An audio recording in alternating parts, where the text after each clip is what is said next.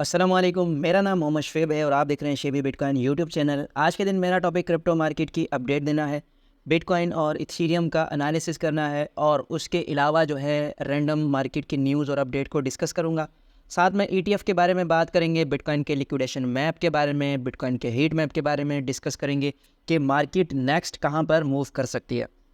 सबसे पहले यहाँ पर बीटीसी का डेली के टाइम फ्रेम में चार्ट मेरे पास ओपन है और कल की अगर आपने वीडियो देखी है तो कल की वीडियो में मैंने आपको बताया था कि एक तो ये इंडिकेटर जो मैंने लगाया हुआ है यहाँ पर एरिया ऑफ इंटरेस्ट ये वाला आ रहा है, ठीक है, ये भी मैंने आपको बताया था। साथ में यहाँ पर ये एक फेयर वैल्यू गैप था, ये भी मैंने डिस्कस किया था। और आरएसआई मैंने आपको बताया था कि डेली के टाइम फ्रेम में 31 पर है और ऑलमोस्ट छोटे टाइम फ्रेम में आरएसआई ओवरसोल्ड थी। तो मैंने कहा था कि यहाँ से आपको बाइंग करनी चाहिए। क्यों करनी चाहिए? क्योंकि जब भी आरएसआई ओवरसोल्ड होती है तो most of the time bitcoin या कोई भी एसेट है वो रिवर्स लेता है वहाँ से और फिर पंप करता है, ठीक है। तो यहाँ पर सेम वही सिचुएशन हुई, यहाँ पर बिटकॉइन ने पंप किया और ये तीसरा दिन है कि बिटकॉइन जो है पंप की कैंडल बना रहा है और करंट जो प्राइस है बिटकॉइन की वो ऑलमोस्ट चल रही है 62,800 के करीब, ठीक है। अब ये तो हो गई प्रीवियस वीडियो में हमने जो एनालिसिस किया था वो बिल्कुल परफेक्ट रहा। अब आगे क्या हो सकता है इस बारे में बात करते हैं। तो यहाँ पर सबसे पहले तो एक फेयर वैल्यू गैप क्रिएट हो गया है। ये येलो एरिया अगर आपको नज़र आ रहा है तो यहाँ पर इन कैंडल्स के बीच में जो गैप है ये गैप फिल होना बाकी है और मार्केट में बहुत ज़्यादा लॉन्ग्स अभी ओपन है। तो इस लॉन्ग्स के ओपन की वजह से भी मार्केट रिट्रेसमेंट ले सकती है। और उसके अलावा यहाँ पर एक और आपको रेजिस्टेंस नज़र आएगी, ये वाला जोन देखें, यहाँ से ये zone as a resistance face कर रहा है फिलहाल बिटकॉइन, जो कि बार बार इसको एज अ रेजिस्टेंस हर बार यहाँ पर या तो रिजेक्ट करता रहा है या फिर यहाँ से एज अ सपोर्ट मार्केट ऊपर जाती रही है। यहाँ पर देखें जब तक नीचे था तो एज अ रेजिस्टेंस इस एरिया ने वर्क किया, उसके बाद जब ऊपर चला गया तो स्ट्रॉन्ग सपोर्ट बनकर फिर बिटकॉइन को पंप करता रहा।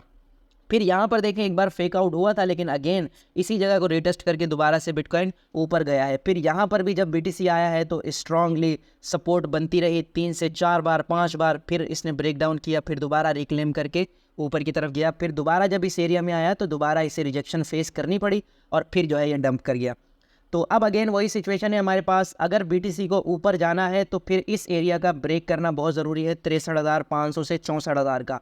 ये एरिया अगर ब्रेक होता है तो फिर हमारे पास जो एरिया ऑफ इंटरेस्ट होगा वो 73,000 से 72,000 का होगा, जो कि प्रीवियस ऑल टाइम हाई भी है हमारे पास। तो इस जगह जो है बिटकॉइन जा सकता है फिर। और यहाँ पर मैंने आपसे शेयर किया था कि ये वाला फेयर वैल्यू गैप भी है, इससे नीचे आपको कोई भी फेयर वैल्यू गैप नज़र नहीं आ रहा डेली के टाइम फ्रेम में। ये वाला फेयर वैल्यू गैप टच हो सकता है और उससे नीचे जो गोल्डन रेशो है वो 66,800 पर है। यहाँ से लेकर यहाँ तक फिबोनाची टूल का यूज़ करके जो गोल्डन रेशो हम निकाल रहे हैं वो यहाँ पर 66,000 का आ रहा है। तो ये पूरी रेंज जो है फिलहाल बिटकॉइन को ब्रेक करना बहुत ज़रूरी है अगर बीटीसी को ऊपर जाना है। अगर बिटकॉइन 64,000 से ऊपर ब्रेक नहीं करता और स्टेबल नहीं होता तो मार्केट यहाँ से रिजेक्शन ले सकती है। और जैसे कि ये वाला एरो में ड्रा करके गया था कल की वीडियो में कि यहाँ से बिटकॉइन बाउंस लाजमी लेगा और उसके बाद डंप करके 52,000 तक बिटकॉइन की प्राइस जा सकती है।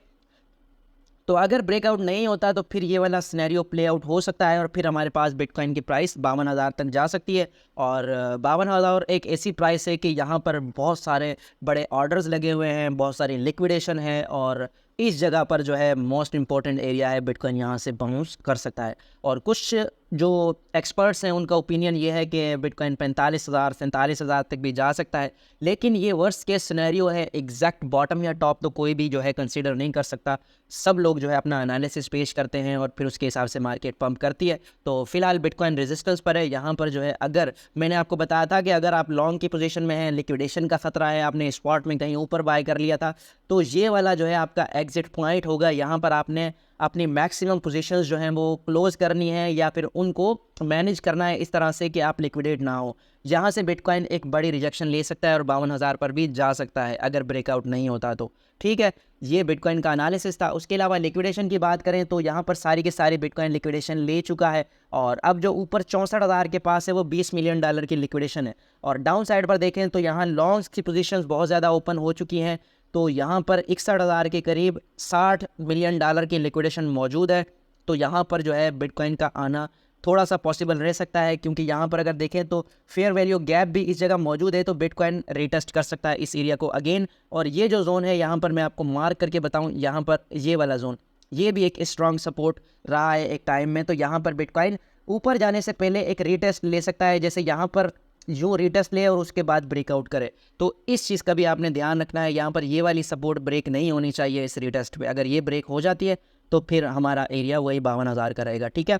और उसके अलावा यहाँ पर देखें तो लोग मार्केट में फ़िलहाल जो है वो बुलिश हो रहे हैं। 100x की लीवरेज से बड़ी बड़ी पोजीशन हमारे पास ओपन है 60,000 के करीब। तो यहाँ तक बिटकॉइन जो है आ सकता है, एक बड़ी सी वीक लग सकती है और इन लोगों को लिक्विडेट किया जा सकता है। और वीकेंड चल रहा है तो वीकेंड में मार्केट में वैसे ही वॉल्यूम थोड़ा कम होता है, तो इस वजह से बिटकॉइन पे इतना ज़्यादा इम्पैक्ट नज़र नहीं आएगा। और ETF के इनफ्लो की बात करते हैं। यहाँ पर जो मार्केट में पंप आया है उसका एक ETF का भी बहुत बड़ा किरदार है इसमें, क्योंकि यहाँ पर जो आपको नेगेटिव नज़र आ रहे थे कल और काफ़ी दिन से, उन सभी का यहाँ पर आपको प्लस पॉइंट नज़र आ रहा है। और जो कल के दिन ETF में इनफ्लो हुआ है वो 378 मिलियन का हुआ है। यहाँ पर अगर चार्ट में देखें तो यहाँ पर देखें मुसलसल 6 से 7 दिन जो आउटफ्लो हो रहा था वो अब इनफ्लो में चेंज हो चुका है। और यहाँ पर 378 मिलियन डॉलर की जो है नेट इनफ्लो आई है ETF में। तो ये भी बिटकॉइन के लिए एक पॉजिटिव साइन है, सही है। और अगर ये ETF इनफ्लो इसी तरह बरकरार रहता है तो बिटकॉइन मज़ीद ऊपर जा सकता है, ठीक है। और उसके अलावा यहाँ पर कॉइन सिग्नल ने ये एनालिसिस जो है दिया है, इसके अकॉर्डिंग यहाँ पर एक बेयर ट्रैप हुआ, उसके बाद यहाँ पर बुल ट्रैप भी हो सकता है। 64,000 से ऊपर थोड़ा सा BTC जा सकता है और उसके बाद इस फॉलिंग वेज को फॉलो करते हुए बिटकॉइन नीचे जाएगा और 52,000 तक बिटकॉइन की प्राइस क्रैश करेगी। तो ये चीज़ भी हो सकती है, लाजमी आपने इस चीज़ को कंसिडर करना है, सही है। अच्छा, यहाँ पर bitcoin whales accumulated 47K BTC in the past 24 hour. ये जो है की यंगजू क्रिप्टो क्वांट के CEO हैं, इन्होंने ये चार्ट शेयर किया है। ऑन चेन एक्टिविटी बता रही है कि जो वेल्स हैं उन्होंने 47,000 BTC बाय किए हैं पिछले 24 घंटे में, यानी कि वेल्स जो हैं वो बिटकॉइन के लिए इस प्राइस के अराउंड बहुत बुलिश हैं।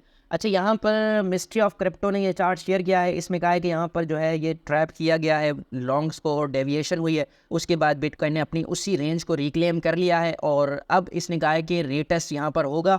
और अगर ये रीटेस्ट हमारे पास होल्ड होता है और यहाँ से बाउंस मिलता है तो फिर हम नेक्स्ट अपने जो प्रीवियस ऑल टाइम हाई था 74,000 का उस तक जा सकते हैं। हाँ, अगर ये ब्रेक डाउन होता है तो फिर हमारे पास वही सेम टारगेट है 52,000 का, सही है।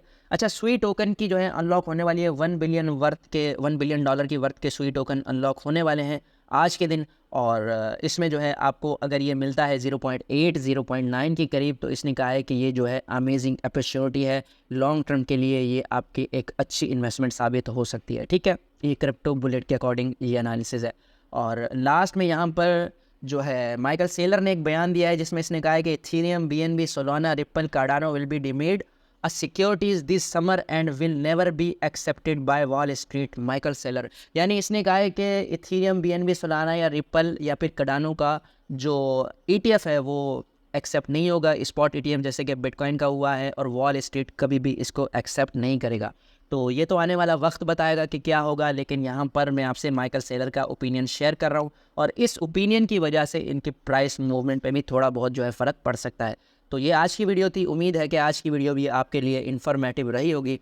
मिलते हैं अपनी नेक्स्ट वीडियो में। अल्लाह हाफिज़।